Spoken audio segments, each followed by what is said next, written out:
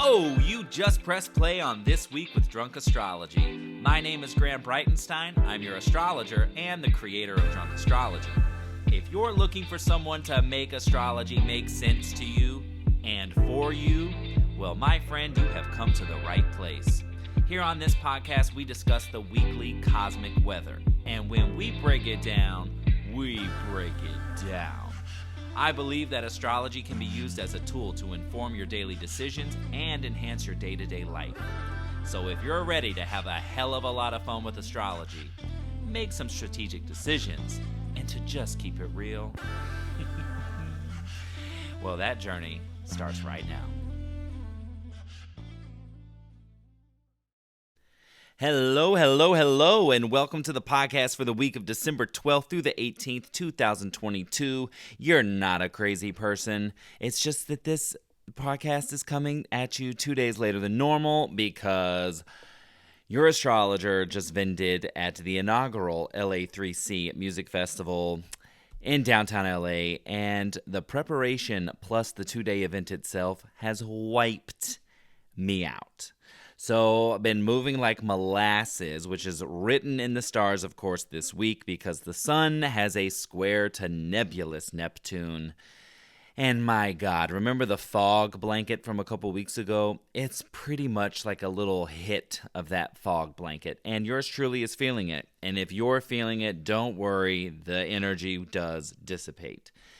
And we're actually in a relatively quiet week this week. But there are two pivotal moments, two pivotal aspects that we're going to talk about in depth this week because it's going to carry us into 2023. That's right. You've been hearing me say it a couple times throughout the last couple weeks and months, but we're already having aspects that carry us into the first quarter of next year. So we're going to be talking about one, the Virgo quarter moon at the end of the week. Quarter moons are, of course, those stressful days. Virgo energy is about health and wellness and balance as our quarter moon. So we get a double dose, double hit of some sort of reminder. You know, sometimes it's a stressful reminder. Sometimes it's like we just make the conscious decision on quarter moon days. Like, you know what? This isn't necessary. I'm going to just cut some of the mundane things off my list and just say, I'll do that another time. So you might find that this weekend you're putting off things that you know you can do later. Hopefully, there's no repercussions there. You'll have to make that call. I can't make that call for you, but that's the Virgo quarter moon. And don't listen with what I'm about to tell you. Do not shoot the messenger. I'm just relaying the weather, okay? So you can't yell at me. But Mercury does enter his retrograde shadow as of today, December 13th. So I'm sorry I didn't get you on Sunday the 11th as I would normally. So you had a 2-day prep. We're just in it now.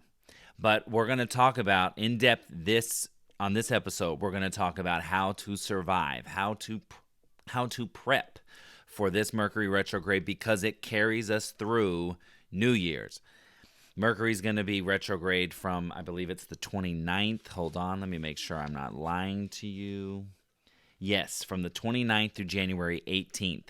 So we're going to be, redoing everything, right? All of our RE words. We're going to be revisiting, reuniting. Of course, we're in holiday season, so we're all in that mode to, revisit friends and family that we've been disconnected from or just haven't seen in a while.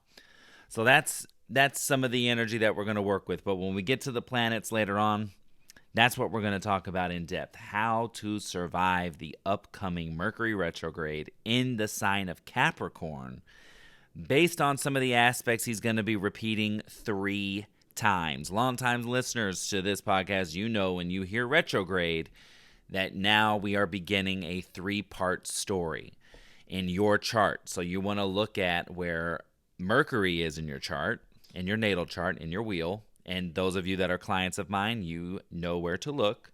And you want to find the Capricorn houses and planets.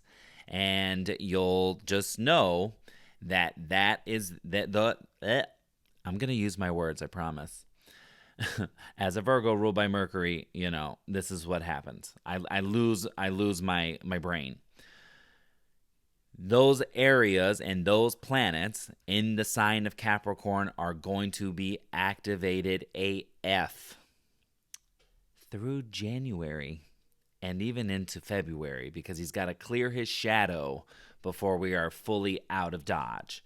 So we're going to be working through this. And I know I've had a couple questions about, well, what do we do about our resolutions and our intentions and our manifestations, because Mercury's going to be retrograde, and that's usually, the end of a year into the next is when we make commitments to ourselves and we say, my resolution for the next year, fill in the blank. That's okay, but you just have to know. Don't get married to what they look like here in December, because at the end of January, likely your priorities and your goals will shift and they will change.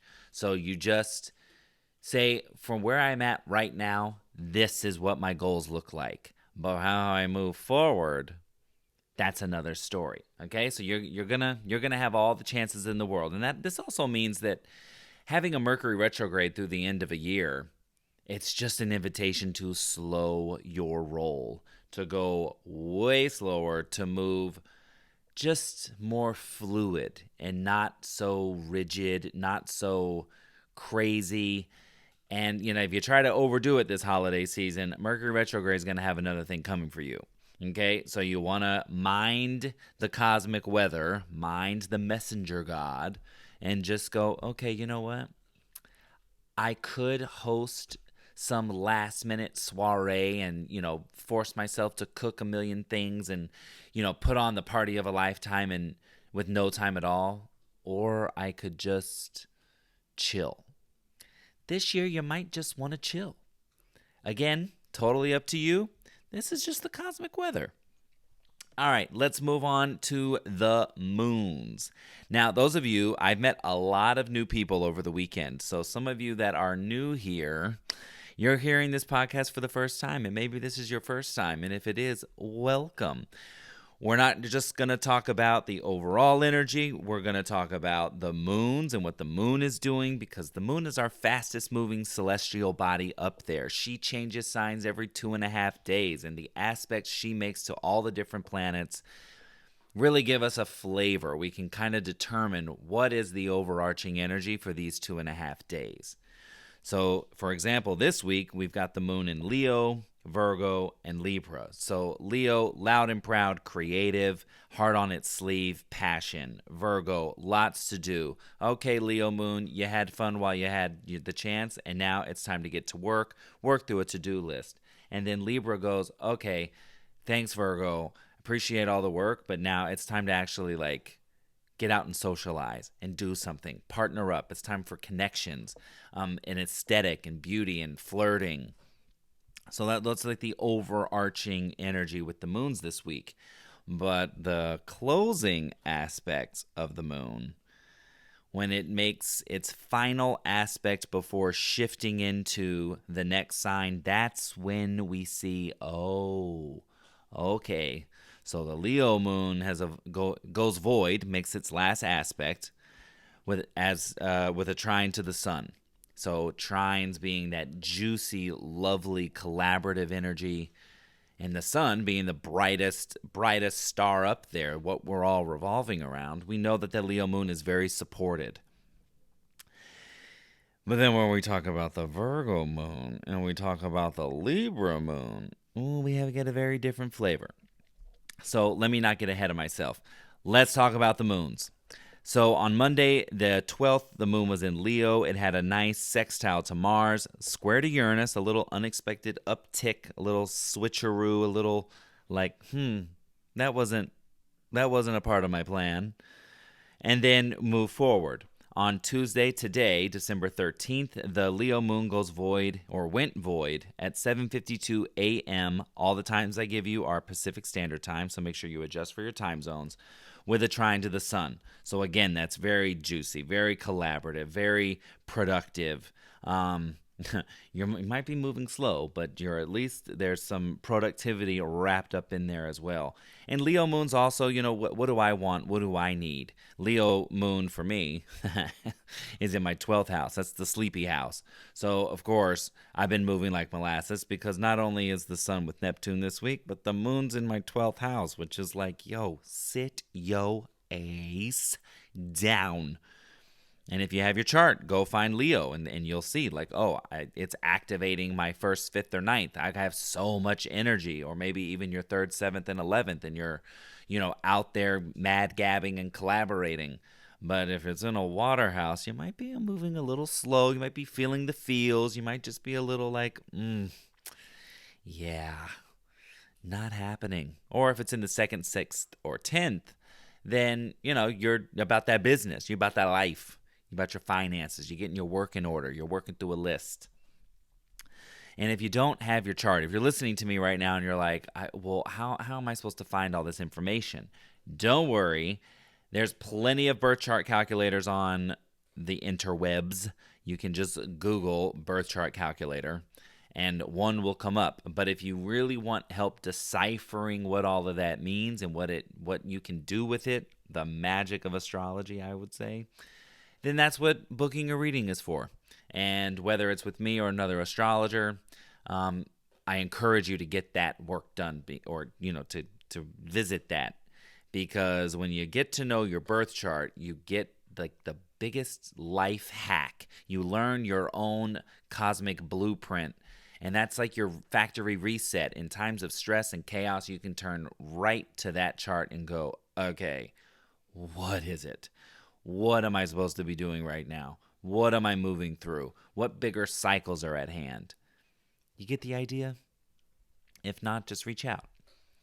All the ways to contact me are in the show notes, okay? They're listed in the details section of this episode. Okay, so the moon in Leo is void all day as of 7:52 a.m. on Tuesday, and then it goes into Virgo just after midnight, 12:45 a.m. on Wednesday the 14th. Only makes a lovely trine to Venus, so Wednesday gets lots of work done. That's great because it'll be in my first house. Lots of work done. It's also the day the sun squares Neptune, so then it's like, oh, okay, I got a lot to do, but I'm still feeling that fog blanket a little bit. Thursday, busy, busy, busy. The Virgo moon makes 1, 2, 3, 4, 5, 6 aspects. And 1, 2, 3, 4 of them, 4 of the 6 are stressful and adjusting. So you're going to be bobbing and weaving. You got to be really flexible come Thursday. Then on Friday the 16th, the Virgo moon goes void at 11:13 a.m. with an opposition to Jupiter. Jupiter is our good luck planet, good fortune planet. When he's opposite a Virgo moon, there is a lot to do. And there's also a lot to process, okay? So Jupiter next week is going to shift into Aries and begin a 12-year cycle. And so we're wrapping up. He's at what's known as the anaretic degree of Pisces, 29 degrees. So he is expunging the last little bit of closure, of forgiveness, of weepiness, of sad, of tears, anything from an emotional, however you've been emotionally exploring yourself, your sensitivities, your creativity, all of your stories around emotional growth this year are getting expunged. It's like it's all soaked up in a sweaty gym t-shirt, and now Jupiter's wringing it out. So the Virgo moon is trying to get a lot done, and with an opposition to Jupiter, there is a lot to get done, but there's also a lot of emotional processing happening.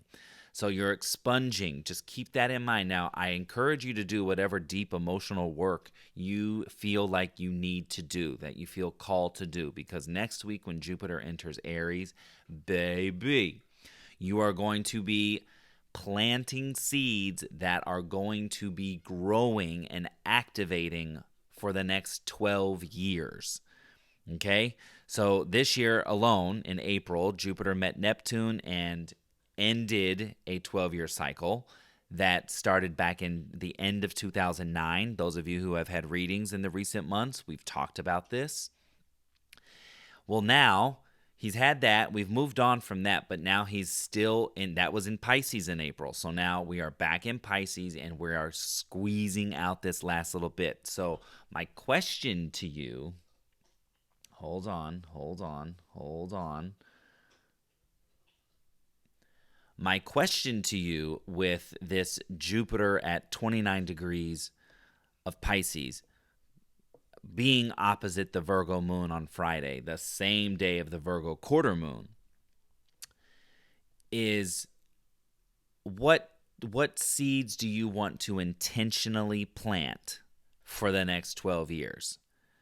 Do you want to plant seeds of self-doubt, self-esteem issues, like low self-esteem?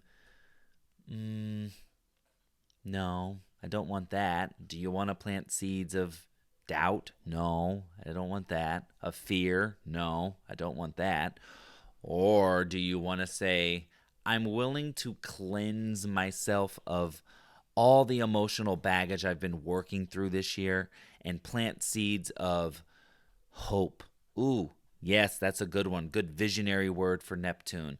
Of optimism. Ooh, yes, I want to plant that because that's a good Jupiter word. Or Aries, bravery. Yeah, for the next 12 years, I want to be brave. I'm going to intentionally plant that. So this is how I look at it. This is your last week to really expunge yourself of any kind of emotional baggage, any kind of emotional blockades that you got stacked up on your shoulders, on your heart, and your mind, and your body, and work through them. So if you're having body pains, go get a massage. If you're having mental issues, sit and meditate, do a yoga practice, find some kind of healthy routine that helps you work through it and feel through it and move through it.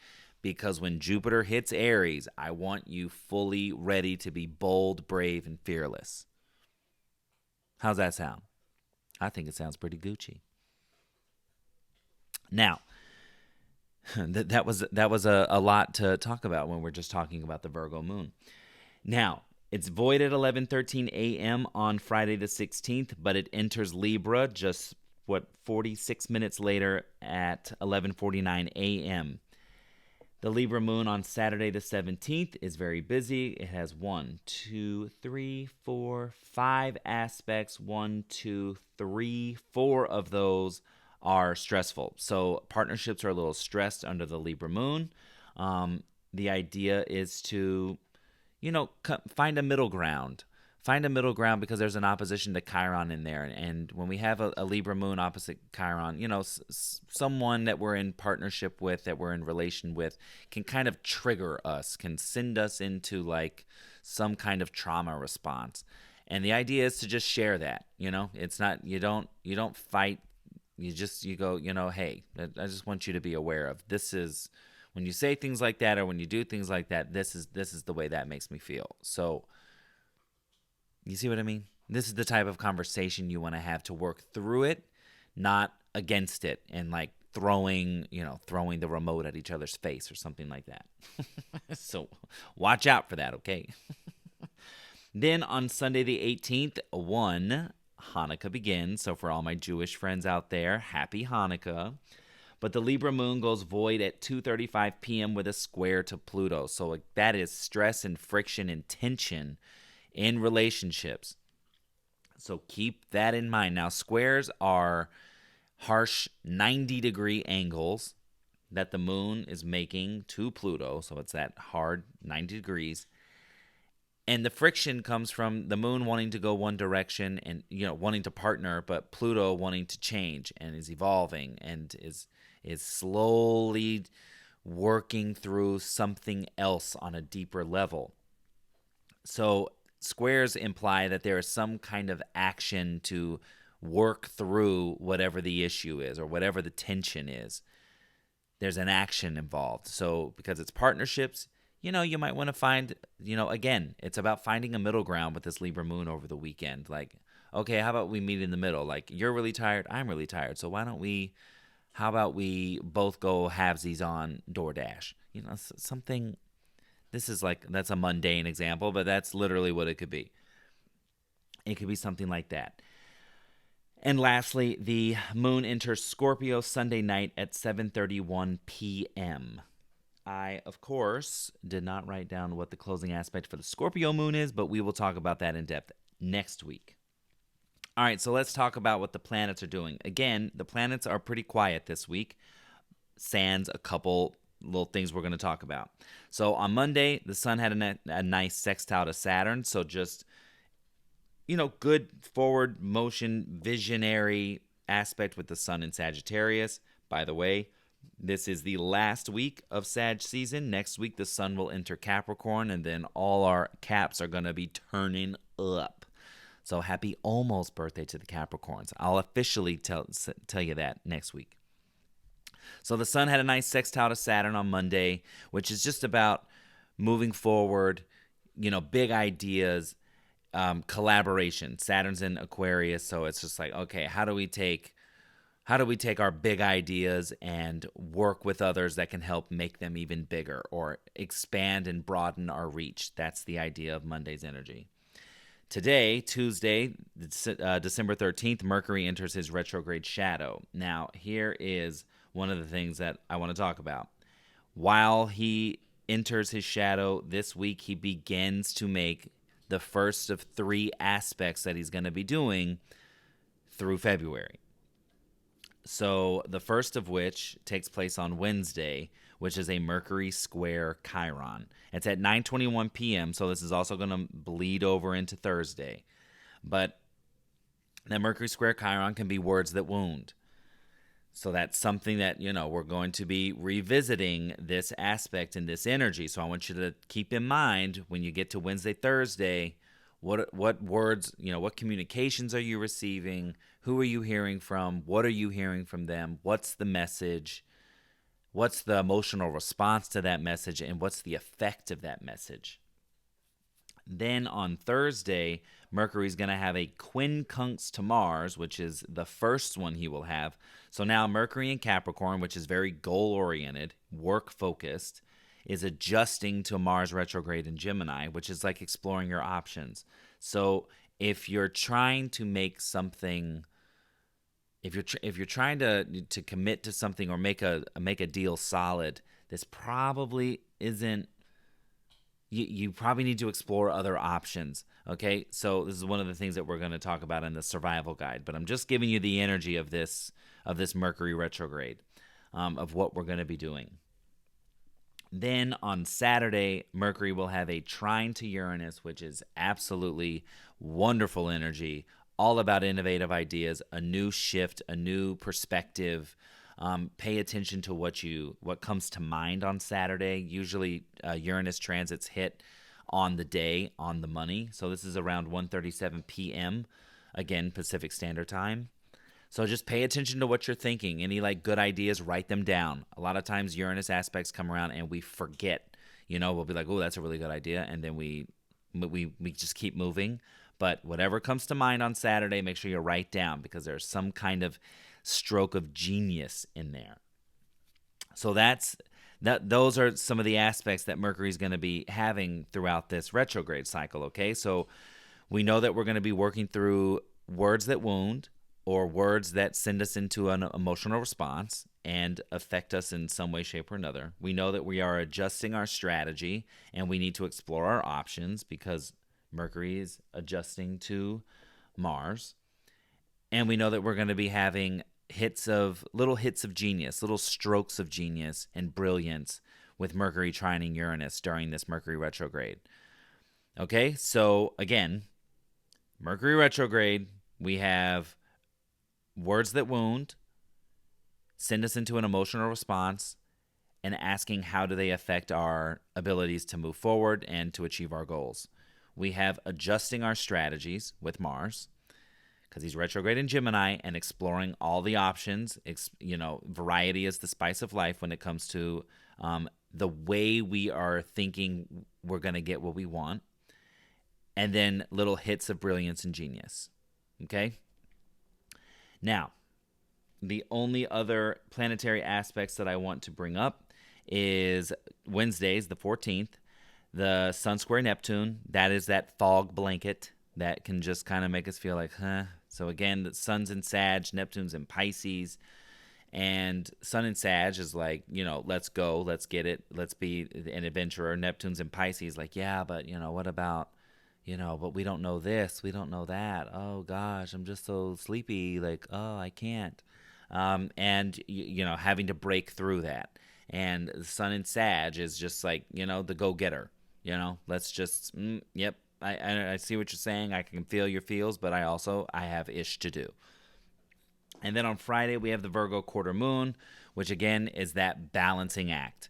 Virgo, daily health and wellness, daily routines and habits. So cleaning them up.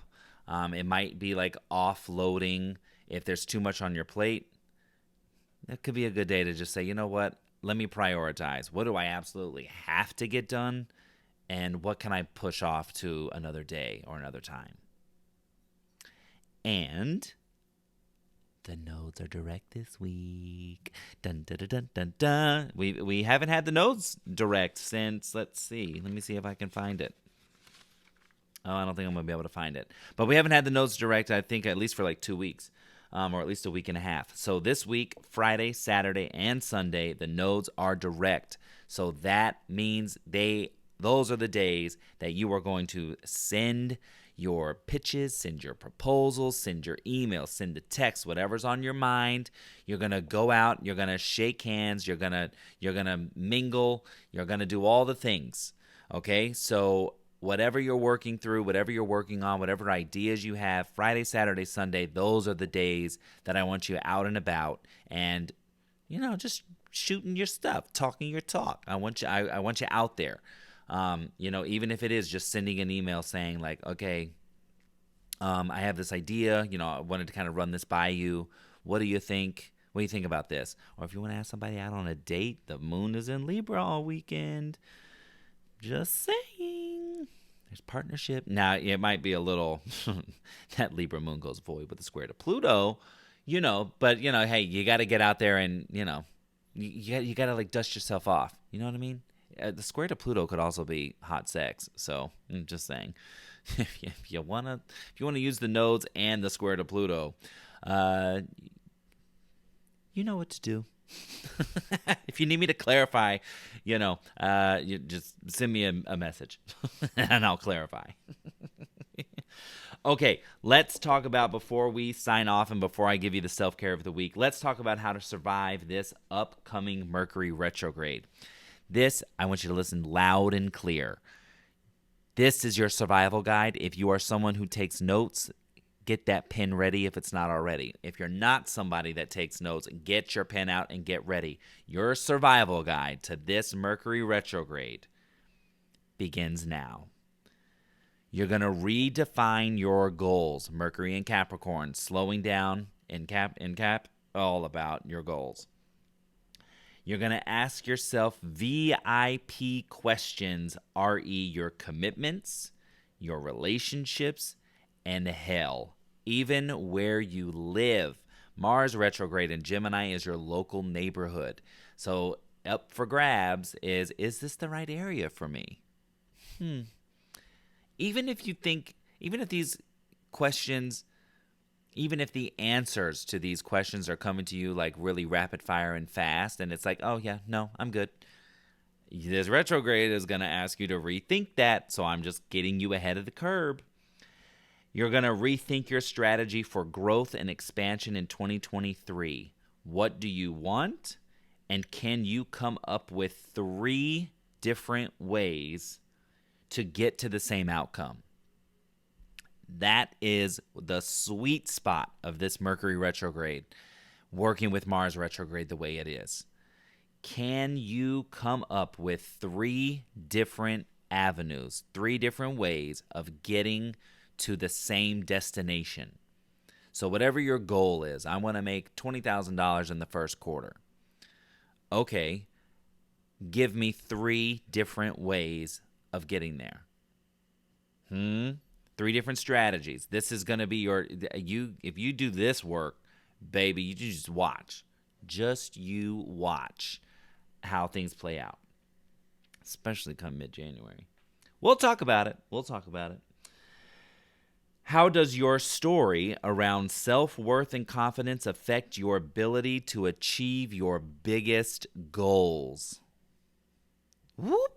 This is one of those longer, lingering questions of like, wait a minute, I'm going to hit it to you one more time. How does your story around self-worth, confidence, and esteem affect your ability to achieve your biggest goals? Like I said, Mercury squaring Chiron 3 times. So we're going to have our first hit this week, our first hit with our rethinking our strategy for growth and expansion, and really great ideas come this weekend, right? So we have our preview. We're in the preview phase of Mercury Retrograde now. So your way to survive this upcoming retrograde through 2023 is to answer these questions or to consider your responses to some of these things. And when you do that, let me know, because I'm also doing that this week. And we're going to get some good stuff. Now, last but not least, we have the self-care of the week, and that message is flow like water. This is perfect considering that we are in the full moon energy still. And so we, on a mundane level, take long baths this week. Take intentional showers. Do your letter writing ceremonies, releasing, again, Jupiter at the anaretic degree of Pisces. What do you need to let go of? What emotional growth journey have you been on, and what are you ready to move away from so that you can plant intentional seeds of boldness, bravery, and fearlessness? But the question that I want to leave you with in terms of this self-care message, flow like water, is what would you like to wash away with water this week? You can take a bath, you can take a shower, and intentionally say, as I am cleansing myself, or as I soak in this, I am releasing X, Y, and Z as the water goes down the drain. I no longer carry fill in the blank. Okay? So again, I'm going to leave you with that question. What would you like to wash away with water this week? I hope you have a wonderful week, and I'll see you next time. And all the way on social media, of course. That's where we communicate. All right, have a great week. Bye. This is Graham Breitenstein, and you've been listening to This Week with Drunk Astrology. If you want to follow Drunk Astrology, head to Instagram, Facebook, Twitter, and hit that follow button. And if you want to learn how to put astrology in motion for you, head to drunkastro.com and get on the insider list. If you haven't already, subscribe, rate, and review this podcast on Apple, Spotify, and Google platforms. Tune in next week for yet another opportunity to work in sync with the stars. Thanks for listening, and I'll see you soon.